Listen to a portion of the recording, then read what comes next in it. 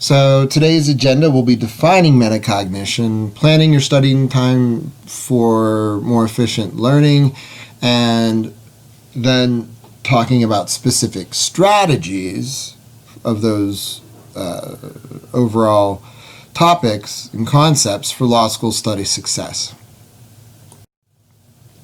Metacognition is, in a sense, I could have used the picture here of Escher's two hands drawing each other. It's really the concept of thinking about your thinking itself. It's awareness and understanding of your own thought processes. And the approaches we talk about here will be incorporating data-driven metacognitive strategies that can employ efficacy and efficiency of studying. These are things where there are many published reports on all of these approaches and how they improve learning outcomes. So these strategies are generally good for educational purposes, but particularly so for law school. So we will spend some time explaining these to, I will spend some time explaining these to you and allowing you to get an understanding of how you can use them to improve your efficiency and efficacy in law school. So let's take a step back first and talk about some selfies, if you will, of law school. The first is self-efficacy. Self-efficacy is the belief, really, that you have the abilities, skills, work ethic, and mental capacity to achieve the desired outcomes here in law school. It's broader than that, but I've tied it specifically to law school. And in a lot of ways, it's taking responsibility for the learning and mastery of the material. Certainly, your professors play a big role, but you play just as big of a role in developing your own understanding of this material. And if you have the belief that you can be successful in doing so, you'll be more effective in actually doing so. It's not the power of positive thinking per se, which is to me a bit untethered. This is specifically to, hey, I'm a good reader, I'm a good writer, I may be learning new ways of doing this in law school, but I have the tools and I can adjust what I do to be successful in law school. Your previous learning experiences in schooling can impact this. Of course, if you've been successful in the past using all, in educational settings, using all the tools you have already, you probably will be confident that you can be successful in law school as well, and that's a good thing. It really ties, however, together with self-regulated learning. It's a learning approach grounded in strategic action and reflection. It requires independent, intrinsic motivation and independent and intrinsic engagement with the material, outside of class as well as within class. And that's why I say it's really about taking that personal responsibility for your learning and mastery of the material. It includes reflection, like retrieving knowledge and earlier training from memory. Of course, it's very important to memorize certain rules in law school. You want to connect that to new experience and visualize and mentally rehearse or elaborate on that material for the next time you encounter it. So here's some learning methods that enhance metacognition and academic performance. I will elaborate on them in greater detail in the subsequent slides, but I will briefly describe them here. Retrieval practice is a mechanism is a tool through which you can assess whether or not you actually know the material. And I'll show you I find this is one of my favorites, and it's one I use routinely in lots of different contexts, but it's really effective at memorizing things such as law school rules. Spaced repetition is a method whereby you practice recalling the material at different intervals initially, frequent intervals as you go on, sparser intervals. This reinforces learning and improves recall. Interleaving is a method by which you don't devote a whole day, for example, to one topic. You spend a substantive amount of time on one topic and then switch to another. This keeps you fresh. It allows you to address issues with a better perspective, and also allows you to transfer skills that you learn in one domain to another domain. Yep. Here's my dog picture as my dogs flip out in the background. That's pretty funny. So this dog is retrieving a stick, obviously, and you aren't going to be doing that. My dogs are really bad. I'm just going to say that. They're really bad. So the key to retrieval practice, or like I sometimes call it forced recall, is the issue of pulling knowledge out of material rather than cramming it into your brain. It's a different way of thinking about things, really. So retrieval practice is a learning process during which the student will recall information from memory. Okay, and that is really the key aspect of retrieval practice or forced recall. If you practice memorizing or retrieval by looking at what's written in your book, in your notes, in an outline, and saying, yep, that's what I would have known. That's exactly how I would have put it. It's quite likely that that's neither what you actually know nor how you would have put it. If you want to assess what you know and how you would have put it, you put a blank piece of paper in front of you, or open a new Word document if you prefer to type it out, and you recall whatever you're trying to recall from memory.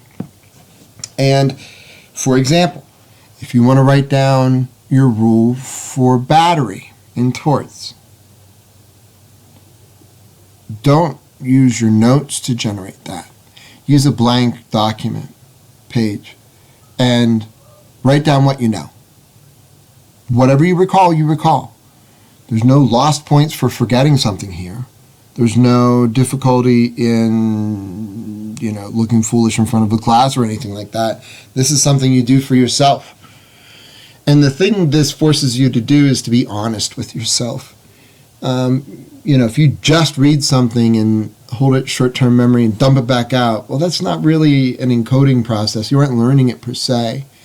And instead, by going from a blank page, you show what you know, and you show what you don't know. After you look at that and compare it then to your notes, you fill in those gaps where you had something that wasn't sufficient in your definition by writing it out from your notes, and then undertaking the same process again a little while later. By a little while later, it could be several hours later, it could be next day, week later, whatever it is. You will see, if you do this routinely, that you'll improve your recall, and the definitions will start to flow as wholly formed modules from your mind, right? You'll just say, oh, battery is an intentional act that results in a harmful or offensive touching.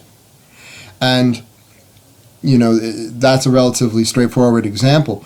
But you also, for more complicated rules, will find this to be very effective, not only incorporating those rules into memory, but also teasing them apart and keeping them separate. I'll tell you personally that every year at Duquesne in the winter, there's a event where people, it's not a talent show, it's an event to show the talents of the student body and faculty, however, and it's called Lege con Brio. I presume we'll have it this year, but we'll see what the pandemic permits, I'm sure. But for that, I played last year, and I had a song that I was going to sing. I'm really bad at lyrics, just one of my things.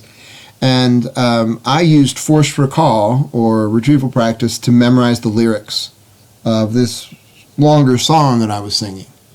And it was very effective. I actually did remember the lyrics using this. And like I said, I'm awful with lyrics. That's why I play music without lyrics typically. But, this really did help me. I figured I would try it out specifically, to prove that it worked. Darn it. And it did. I didn't use this my first semester of school. Second semester I did, and I saw markedly improved results for me. Because it allowed me to have that material at my fingertips the rules, I mean, at my fingertips so that I could use it more intelligently when conducting the analytical part of addressing questions. It was really instrumental in me feeling more comfortable with the material. And again, this really does involve strategic action and reflection because you're employing this to be honest in your assessment of what you know and don't know. You reflect on what you didn't get right, and you repeat it so that you strategically, so that you can improve your learning over time. And it also helps improve long-term retention, particularly if you space it out. Initially, in any area, you have this illusion of competence. And that's because when you first get exposed to something, it makes sense if your teacher, if your text and or instructor is doing a good job explaining it, you'll recognize the concept and maybe recognize it outside of class to a degree. But that doesn't really reflect a deep and nuanced understanding of a concept. That initial understanding is usually insufficient. It may be, you may have all the words right, but you don't understand all the nuances of what they mean in a legal context. So that's the difference between recognizing a term and concept or learning a term or concept. It's easy to fall into this trap for a couple reasons for you. A, you have so much material coming at you so quickly that you really presume, especially with stuff that seems easier, you got it right away and you just move on. Remember, the law is rarely straightforward. I mean, it can be straightforward to different degrees, but there's a lot of exceptions, nuances, understanding general versus specific intent, or they're called different things now, but just, the intent to have something happen with a high likelihood of probability, or instead thinking that particular thing is what you want to have happen. These are different aspects of intent within intentional torts, and it's something you have to think about to really understand. And that's why just reading through something that has the concepts explained is not the way of demonstrating that. Instead, it's by engaging the material a little more actively on your own, not just consuming information, but engaging and relearning it as you go through. Retrieval practice is really effective at combating this illusion of competence. Why? Because it is one of the best tools for being honest with yourself about the new material. By using forced recall or retrieval practice, you will demonstrate what you know, and you will demonstrate what you don't know. There's no way to fake it if you have a blank piece of paper and no other resources available to you. It will show you and force you to be honest with yourself. How do you include retrieval practice into your study plan? An easy way of doing this, I've already told you about, is to use a blank piece of paper or document to recreate the rules. Another way of doing it is by creating flashcards. You can certainly find flashcards online or physical flashcards that you can buy, and those are fine. They're okay. It's better if you create them yourselves because it's just another layer of active engagement with the materials. And then you can use those flashcards to quiz yourself or your study partners whenever. They're great for when you have just a couple minutes to spare, and I'll pop through a couple flashcards, make sure I keep my head in the game. That's where I find them particularly effective. The other thing I would do is use this approach in answering practice questions. Here's an example. You certainly can do it with all of the categories of questions listed here. Professor assigned, questions from supplements. You could write your own. Always look for released exam questions from professors, wherever they might be, library, email the professor, you'll find out. There's no better tool for learning what you need to know for a particular professor and how they want you to look at it than earlier exam questions written by that professor. They really are a useful tool.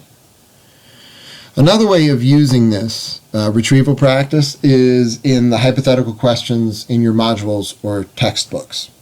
Before you look at the answer, or if it's in your text, before you read the answer, cover it up. Or if it's electronic, don't click through. Come up with the answer on your own. What do you think the answer should be? Why do you think it should come out a particular way? And if you do this and come up with your own answer and then expose what the book says, or click through and see what the module your professor created says, you can see if you understood it correctly. It's sort of a building quiz. And it also, but without looking at the answer, forces you to retrieve the information you have and apply it analytically to the facts. So it's particularly good in those circumstances as well. And to talk a little bit about it, here are some supplements for practice questions. These aren't supplements for outlining. We'll talk about outlines next week and maybe how you use those or don't. But these are specific question collections, and they have practice questions. The one on the left from Walter Kluwer is often called E and E's for examples and explanations, but any of them or other materials are pretty good for looking for practice questions. And they will have model answers at the either right after the AA questions or at the back of the book, whatever. They'll have model answers. Be aware that your answer needn't look like the model answer in all respects. The model answer is, unlike an answer key, an example of everything the author or the person who wrote the question thinks could be relevant. So in that sense, it's meant to be exhaustive rather than representative of what you could create all the time. Sometimes they're more involved. Sometimes they aren't as involved and they're very close to an answer key. Little different times. But I have some of these supplements. There are some in the library. Your professor may have some. Ask around. Drop me an email, whatever you may want to do in order to get your hands on these. They're online as well, both for purchase and I imagine if you do pirated things, you find them. I'm an IP professor, so I'm not suggesting you do that, right? But I'm just saying, realistically, I know what's out there. Okay, let's switch over to another topic, another study strategy you can employ. Here's spaced repetition, which we'll talk about. This has been shown to be very effective in a variety of law school formats, and it's used throughout the country, and it's based on some pretty basic cognitive psych research from the 1800s. This nice picture, of course, isn't from Duquesne's parking lot because the spaces are entirely too wide, right? We have the tiniest little spots in our parking garage. Okay.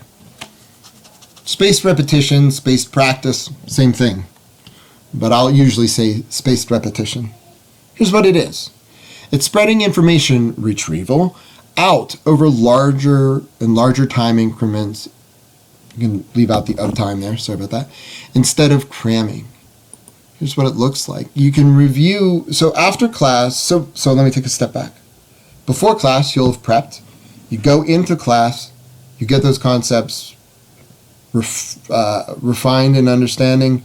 You maybe get questions answered. You reinforce that which you did, in fact, understand correctly. Well, right after class, be it a few minutes up to a few hours after class, you have to, if you review those concepts by reviewing your notes or just going over the pages again in your book and saying, yeah, okay, I see how this all fits together now. That helps. That reinforces what you just learned.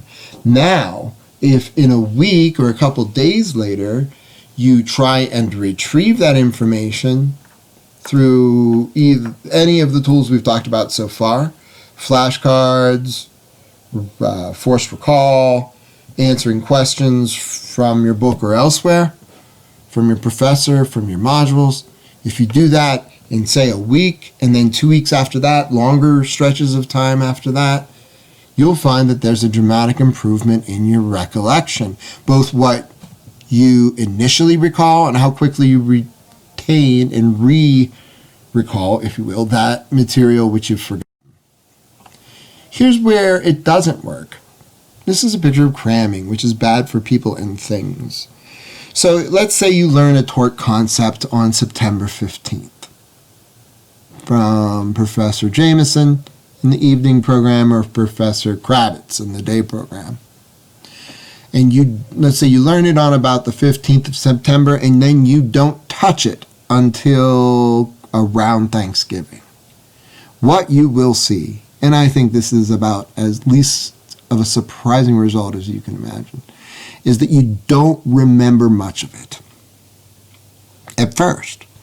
You can reteach yourself and start to recall more and understand more, but that reteaching is what you want to mostly avoid. You want to have this all at your fingertips throughout the semester and be weaving it together into a nuanced understanding of tort, intentional torts or whatever, and how it relates to defenses, for example. If you don't touch conversion, which you may or may not have had yet, but if you don't touch conversion from September 15th until Thanksgiving, you're going to be in a pickle, because come exam time, you're looking at only being about at a quarter of where you want to be, because you waited so long to try and reintegrate those concepts into your overall understanding. Cramming, you will hear it time and time again, doesn't work in law school, and for your future reference, doesn't work for the bar exam. Really, you need to build these things incrementally and slowly. Oh. Okay.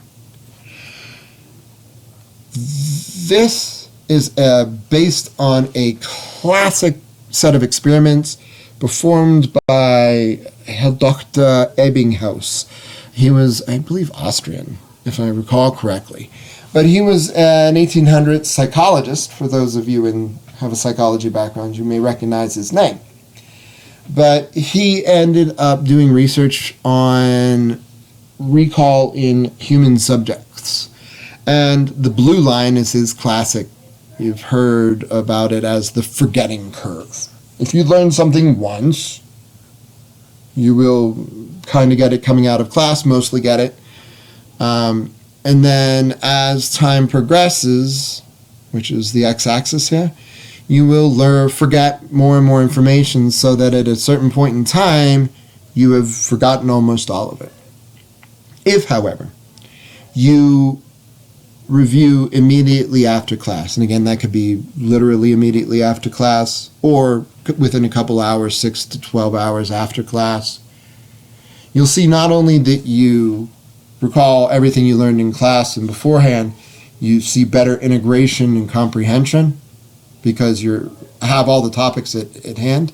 And then, even if you don't touch it again for the rest of the semester, 2 months later, you'll still recall more, having had that single review period after class.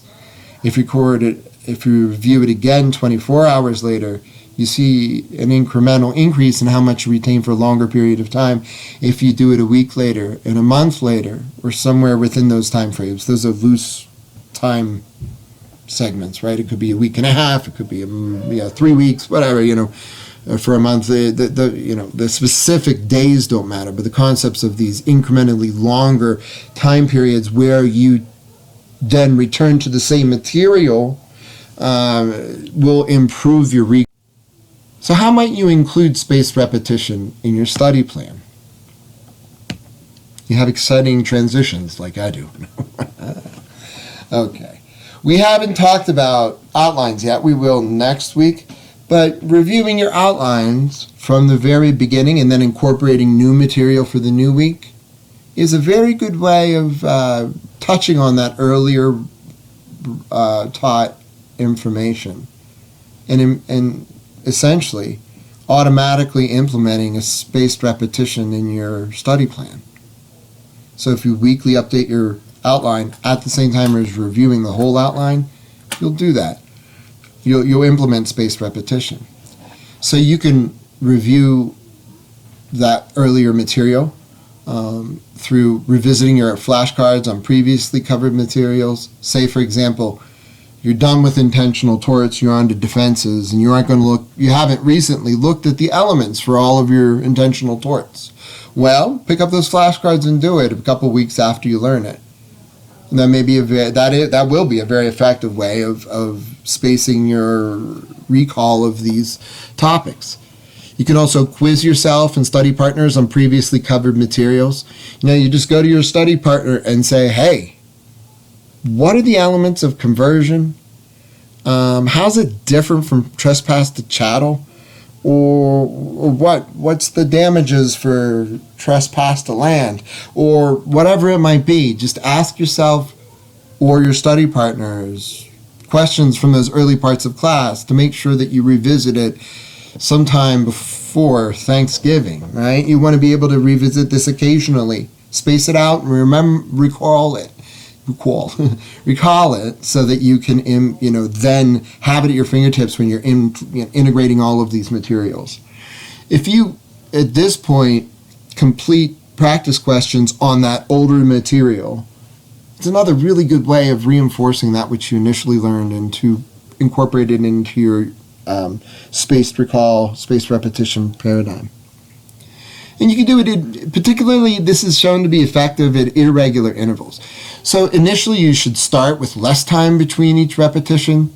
So say if you finished intentional torts, just come back to it a week later, 3 weeks later, maybe 4 weeks after that.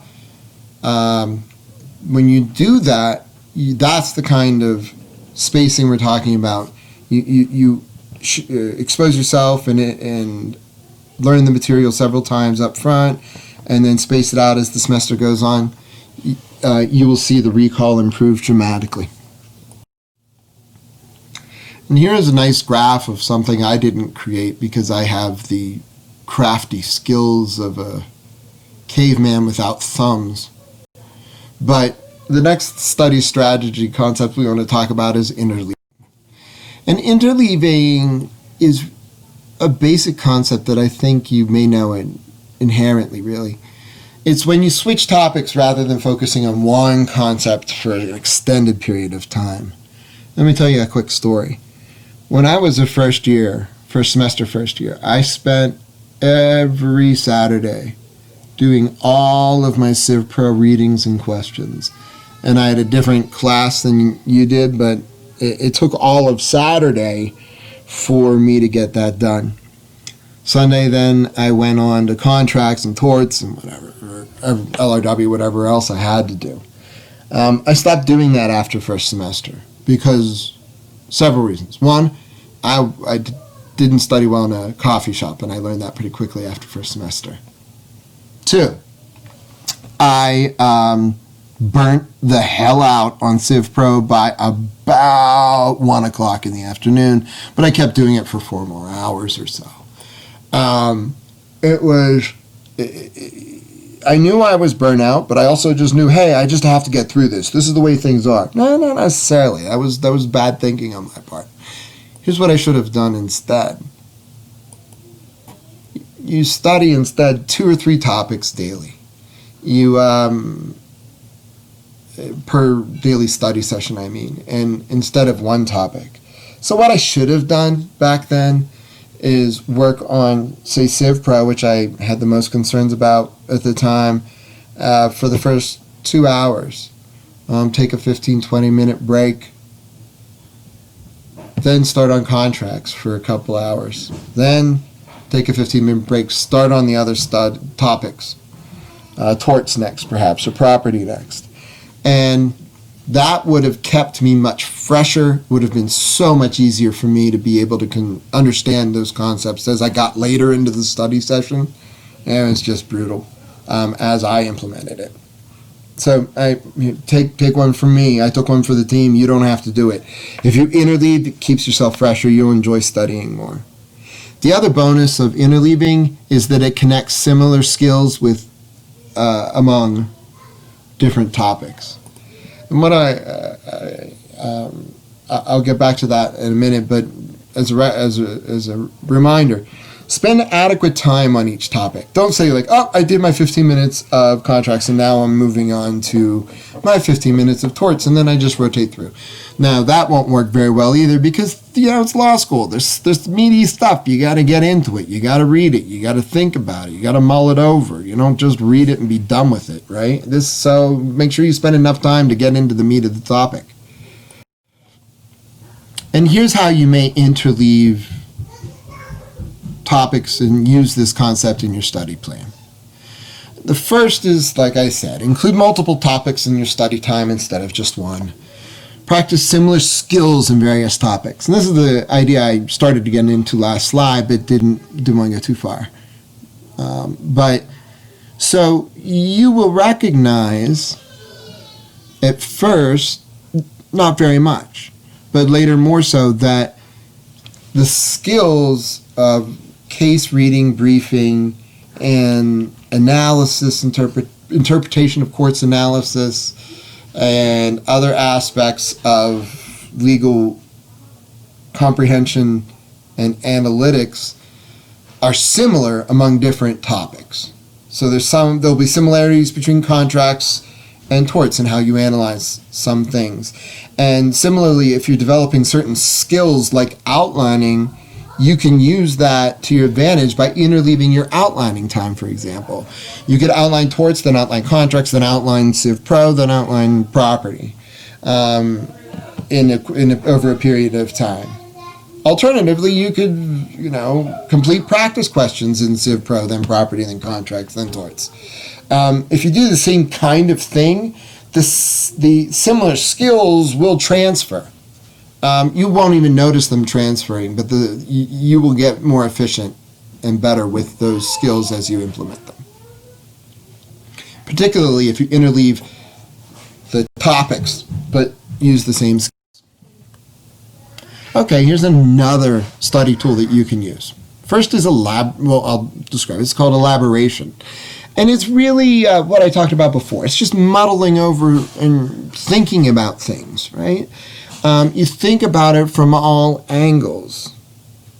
You think about what it might mean, why it works that way, how you combine concepts into an implementation, how all of these things in different angles you can look at the problem will improve your understanding of it and help you develop a more nuanced understanding.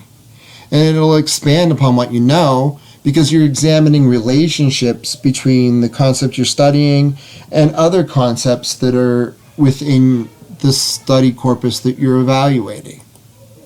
So there are lots of different ways of approaching elaboration: general, interrogative, compare and contrast, cause and effect. I've talked about these already, really. I just didn't call them this.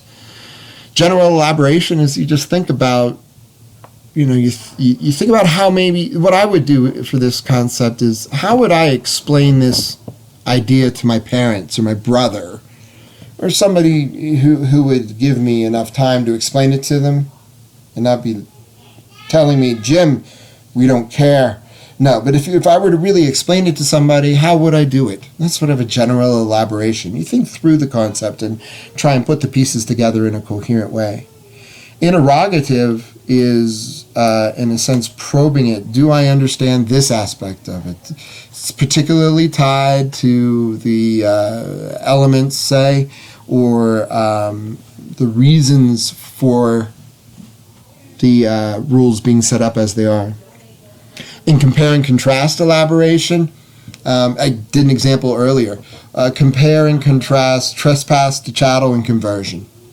What's the difference? What are the similarities? Both involve, personal property. Both are intentional torts. One involves.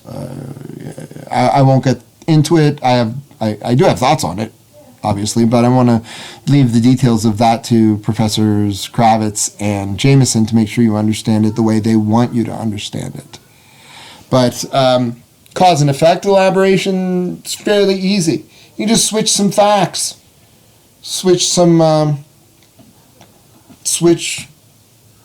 what the tortfeasor, for example, did.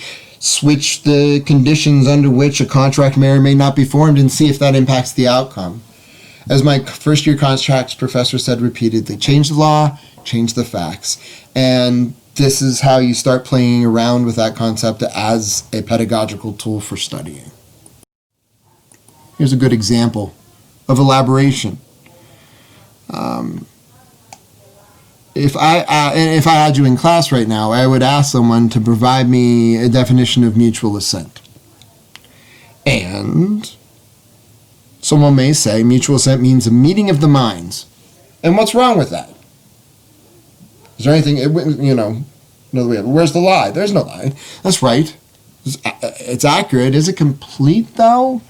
Does it reflect a nuanced understanding of what mutual assent is in all of its manifold glory?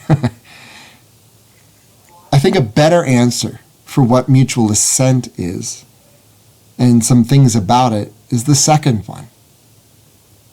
It gets into, of course, some of the rules that came out of Lucy v. Zamer, so you get to see a more nuanced, factual-based, but at the same time extractable principled reason for having mutual assent as it is. And if you think about it, if you want someone, like I was saying, to whom you're explaining this, to have a really good understanding of what mutual assent is, you wouldn't give them the first one, you'd give them the second one. Because they would have a better understanding of what the nuances of mutual assent are. And with just another couple sentences, you could even explain why. Why should mutual assent be this way rather than just with the pure intent of the party? You can explore that. That's another aspect of elaboration. This is an example of my exciting transitions. Okay. Here's another strategy. I'll explain why we're telling you about all of these in a moment. But dual coding is something that I think you probably understand inherently. It's when you use both language and visuals, writing and visuals, to represent information. And those polymodal representations may help cement, and commonly do, in fact, help cement memory formation and analytical depth. And it can include pictures or drawings or flowcharts or compare and contrast tables or whatever. It's just capturing the same information in a different way, in a different representation. That may resonate better with you. When it comes to some topics, like a lot of constitutional law topics, particularly First Amendment, freedom of speech issues, you're going to want flowcharts and diagrams because it gets very complicated unless you do use those. There's some areas of law that are very amenable to flowcharts. Civ Pro often is. Sometimes pictures help for, when you get into some negligence, zone of proximate harm, and stuff like that. You can start thinking about it in sort of visual terms, and it'll help. Sometimes it's just a visual representation about how concepts are organized. Like I said, timelines, flowcharts. I wouldn't use a word map, but hey, what works for you. Visualization, or using concrete examples, is another great tool. It includes taking an abstract concept and connecting it with a specific example, either real life or made up, to better understand the application and nuances of that concept. So, how do you do this? Every case you read illustrates an abstract legal concept. That's how common law works, right? You have to extract that abstract legal concept and apply it to new facts. So you take this concept further by coming up with your own hypotheticals and talking them over with yourself or your study group. You can use professors.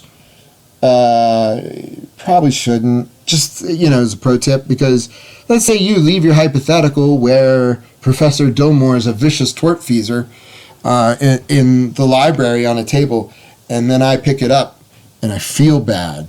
Do you want me to feel bad? No.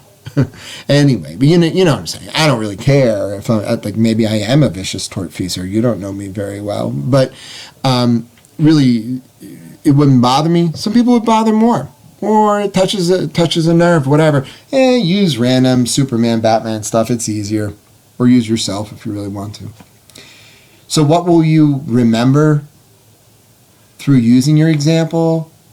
Well, you'll remember the concept of law because you're implementing it with your own perspective and from your own creativity into a new pattern of new fact pattern. It's easy to make them funny, like I said, using people you know and people you don't, and famous people, whatever works for you in that regard. But those visualizations and concrete examples are really useful. So let's tie it all together. You can make flashcards using these concepts to create an effective retrieval practice tool.